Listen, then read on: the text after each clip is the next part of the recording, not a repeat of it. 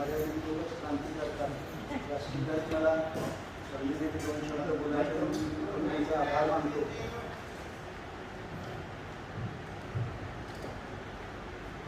खरं तर उभारून बोलण्याचे संकेत असतात. शहीद दिनाला आपण बसून माझे 4 शब्द व्यक्त करतो.